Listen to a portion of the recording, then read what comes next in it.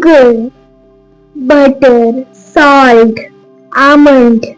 This is this is this is condensed milk.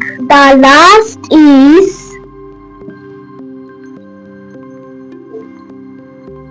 আমি তো non veg, এসব veg জিনিস তো আমার পক্ষে বোঝা সম্ভব নয়।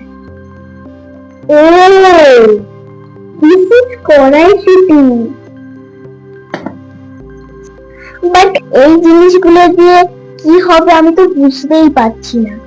পাউরুটি, কড়াইশুঁটি, আবার কনডেন্স মিল্ক, কি হবে ছাই বুঝতেই পারছি না। যাক যা হয় হোক, খাওয়ার সময় খেতে আসবে, ব্যাস তাহলেই হবে। এখন আমি পালাই। Welcome back. নিয়ে চলে এসেছি রান্নাবাড়ির আরো একটা নতুন এপিসোড। হ্যাপি নিউ ইয়ার সকলকে। নিউ ইয়ার স্পেশাল আরো একটা এপিসোড নিয়ে তোমাদের সাথে চলে এসেছি। তো শুরু করছি আমাদের আজকের এপিসোড। নমস্কার, আমি রাজীব। নিয়ে চলে এসেছি রান্নাবাড়ির আরো একটি নতুন এপিসোড। এই এপিসোডে আমি তোমাদের সাথে শেয়ার করব এমন একটা রেসিপিটা তোমরা মন দিয়ে দেখো, আশা করি তোমাদের ভালো লাগবে। তো চলো শুরু করছি আজকের এপিসোড। আজকে যে রেসিপিটা আমি তোমাদের সাথে শেয়ার করব সেই রেসিপিটির নাম হচ্ছে কড়াইশুঁটির মিষ্টি স্যান্ডউইচ। তো কড়াইশুঁটির মিষ্টি স্যান্ডউইচ নামটা শুনতে একটু কেমন লাগছে, কারণ স্যান্ডউইচ আমরা ম্যাক্সিমাম ক্ষেত্রে ঝাল ও স্পাইসিস দিয়ে খেয়ে থাকি। তোমরা কিন্তু এপিসোডটার 1 মিনিটও স্কিপ করবে না, তাহলে কিন্তু অনেক কিছু মিস করে যেতে পারো। তো চলো শুরু করছি আমাদের নিউ ইয়ার স্পেশাল নতুন একটা রেসিপি, কড়াইশুঁটির মিষ্টি স্যান্ডউইচ। তো এই রেসিপিটা বানানোর জন্য আমরা প্রথমে ইন্ডাকশনে একটা ননস্টিকের প্যান নিয়ে নিলাম। এই যে কড়াইশুঁটিটা রয়েছে, কড়াইশুঁটিটাকে আমরা সিদ্ধ করে ম্যাশ করে নিয়েছি। কড়াইশুঁটির কিন্তু ম্যাশটা আমরা পুরো একদম মিহি করিনি, একটু গোটা গোটা রেখেছি যাতে আমাদের গালে পড়লে ভালো লাগে। আর কড়াইশুঁটির যে ছালগুলো সেগুলো কিন্তু আমরা ছাড়াইনি। তো আমরা প্রথমে কড়াই গরম হয়ে গেছে, অল্প করে একটু বাটার দিয়ে দেবো, বেশি না, জাস্ট সামান্য করে।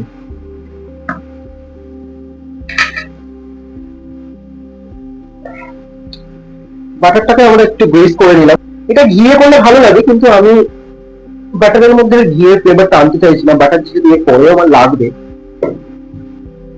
তো যে কড়াইশুঁটিটা আমরা ম্যাশ করে রেখেছিলাম সিদ্ধ করে, সেই কড়াইশুঁটিটা পুরোটাই আমরা প্যানের মধ্যে দিয়ে দিলাম। আর কড়াইশুঁটিটা মোটামুটি আমরা 70% বয়েল করেছি, কারণ পুরো বয়েল করলে না ম্যাশটা পুরো হয়ে যেত। তো আমরা যে রেসিপিটা বানাচ্ছি, সেই রেসিপিটা আমরা যে স্টাফিংটা বানাচ্ছি কড়াইশুঁটি, সেখানে আমরা চাইছি না পুরো ম্যাশড হয়ে যাক, মানে একটু হালকা দানা দানা থাকলে আমাদের গালে কড়াইশুঁটিটা পড়বে, তাহলে ভালো লাগবে। কড়াইশুঁটির কাঁচা গন্ধটা অনেকটাই চলে গেছে। এবারে আমরা এতে কনডেন্স মিল্কটা দিয়ে দেবো। আমরা এখানে দুধ ব্যবহার করতেই পারতাম, কিন্তু আমি দুধটা অ্যাভয়েড করেছি। আমি কনডেন্স মিল্কটাই দিলাম।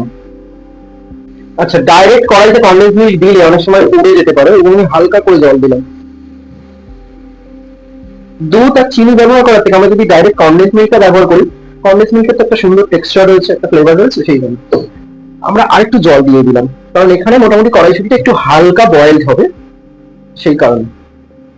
আচ্ছা, আমরা ডেজার্ট বানাচ্ছি, কিন্তু তাও আমরা একটু হালকা করে নুন দেবো, কারণ নুনের যদি অল্প একটু ব্যালেন্স থাকে না, নুন আর চিনিটা বেশি তো থাকবেই ডেজার্ট যেহেতু, নুনের ব্যালেন্সটাও যদি ঠিকঠাক থাকে তাহলে কিন্তু খেতে সুন্দর লাগবে। তো আমরা একটু এটাকে নেড়ে ছেড়ে একটু শুকনো করে নিই।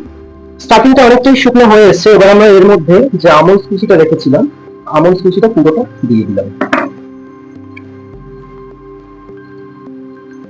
তো আমাদের কড়াইশুঁটির স্টাফিংটা করা হয়ে গেছে। এবার আমরা ইন্ডাকশনটা অফ করে দিলাম। আমাদের কড়াইশুঁটির স্টাফিংটা হয়ে গেছে। এবারে আমাদের নেক্সট যে প্রসেসটা রয়েছে, ব্রেডটার জন্য আমাদের একটা মিক্সচার বানাতে হবে। সেটা হচ্ছে বাটার আর চিনি একটা মিক্সচার আমরা বানাবো। যে মিক্সচারটা আমরা ব্রেডের মধ্যে পেয়ার করবো। বাটার আর চিনির মিক্সচারটা আমরা করে নিই, ততক্ষণে কড়াইশুঁটির যে স্টাফিংটা আমরা করেছি ঠান্ডাও হয়ে যাবে। চলো আমরা মিক্সচারটা করে নিই। বাটার আর চিনি মিক্স করার জন্য আমরা একটা ছোট বোল নিলাম। আমরা চিনিটা এই বোলের মধ্যে ঢেলে নিলাম। চিনিটা যদি লাগে আবার দেবো। এর মধ্যে আমরা বাটারটা দিয়ে দিলাম। বাটারটা আমরা পুরোই দিয়ে দিলাম, কারণ 4টে রুটি এক পিট করে আমি এটাকে স্প্রেড করবো। বাটার আর চিনির মিশ্রণটা হয়ে গেছে। এবার এটাকে আমরা রেখে দিলাম। ব্রেডটা আমরা 4 পিস নিয়েছি। 4 পিস ব্রেড আমরা সাইড গুলো আমরা কাটিং করে নিয়েছি। আচ্ছা, ব্রেড গুলোকে এবার আমাদের বাটার মাখাতে হবে। বাটার আর চিনির যে মিশ্রণটা সেটা মাখাতে হবে।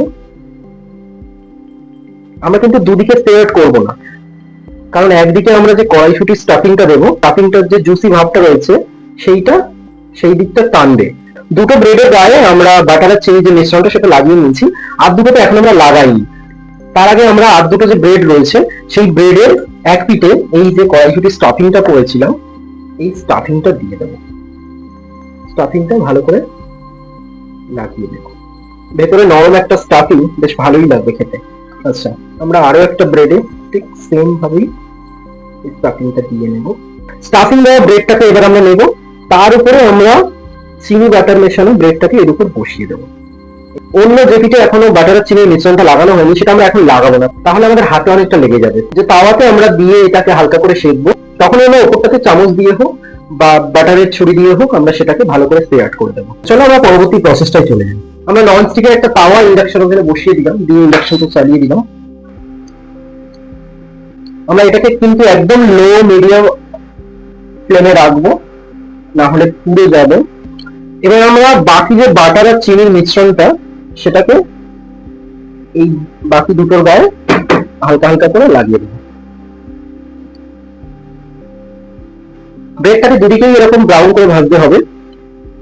চিনিটা গলে গিয়ে ক্যারামেলাইজড হয়ে গেছে, ফলে কি হয়েছে ওই ক্যারামেলের যে ফ্লেভারটা সেটাও কিন্তু এর মধ্যে পাওয়া যাবে। আর সবচেয়ে বড় কথা, আমরা যখন এই স্যান্ডউইচটা খাবো পুরোটাই যেহেতু মিষ্টি, উপরে একটু মচমচে থাকবে আর ভেতরটা যেহেতু একটু নরম থাকবে। তো এইভাবেই আমরা ভেজে তুলে নিচ্ছি। ব্রেডটা দুদিকেই মোটামুটি ভাজা হয়ে গেছে, এবার এটাকে আমরা সার্ভ করছি।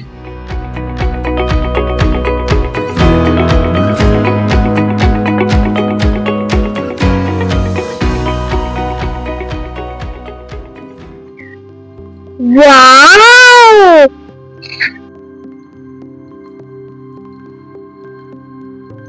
Wow! So gorgeous! So beautiful! Wow! পাউরুটি ও কড়াইশুঁটি দিয়ে এত সুন্দর ডেজার্ট হয় আমার ধারণাই ছিল না। ও মাই গড, আমি আর ওয়েট করতে পারছি না, খেয়ে দেখি কেমন হয়েছে।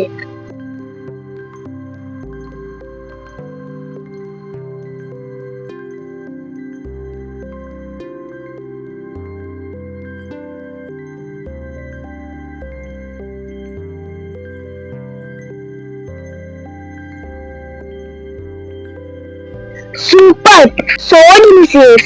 এরকম ডেজার্টের রেসিপি যে হতে পারে আমার ধারণাই ছিল না। তোমরাও কিন্তু বাড়িতে বানিয়ে খেও, আর অবশ্যই কমেন্ট করে জানিও তোমাদের কেমন লেগেছে। আর আমাদের ইউটিউব চ্যানেলটা সাবস্ক্রাইব করো, ফেসবুক পেজেও ফলো করো, আর ইনস্টাগ্রাম পেজেও ফলো করো। আজকের মতো টাটা, বাই।